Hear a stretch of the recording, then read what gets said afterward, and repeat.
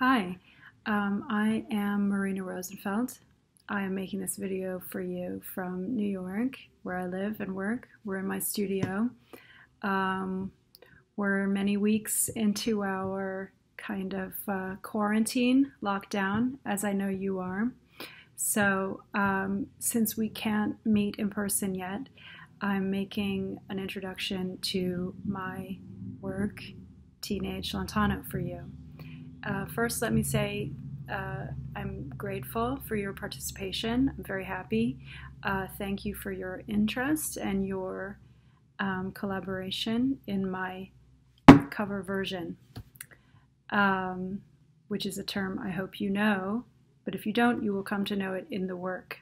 And in all seriousness, I'm very happy that eventually, when we are through this experience, we will be able to come together and make music together, which, as always, but maybe even more so now, is a profound and meaningful way for human beings to be together in a space.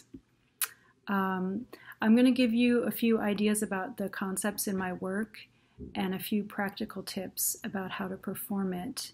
And I'm going to attempt to give you a few of my more philosophical ideas in French. And then I'm going to switch back to English for the practical stuff. So let's see how this goes. I'm not the best person at making videos. I don't usually do this. So this is pretty fun and kind of weird for me too. Okay. L'idée du travail m'est venue il y a quelques années dans le métro, in the New York subway. Nous avons des bancs face à face et j'ai commencé à voir des teenagers partageant une seule paire de earbuds, these things, comme ça.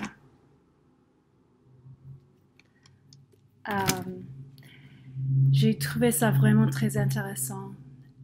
Une sorte de manière avancée de diffuser leur attention et leur écoute dans l'espace public.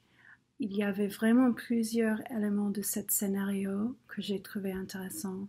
Je pensais à la façon dont les deux partageant la musique entendraient une version légèrement différente de la même musique, et aussi à la façon dont une seule personne dont leurs deux oreilles font l'expérience de l'expérience de monde. Ces couples semblaient démontrer une capacité très avancée d'être dans deux mondes à la fois, d'être seuls et en même temps de partager leur expérience.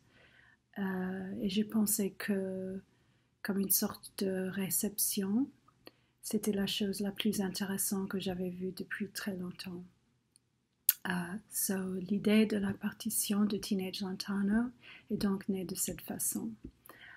Aussi, et je parle généralement maintenant, je m'intéresse aussi à la socialité de faire de la musique ensemble et à la tension entre l'expertise et la connaissance, ou entre le privilège et la connaissance, et comment la médiation de l'expérience par des appareils, or what we would call in English devices, et différents types de formation, or training, transforme la création musicale.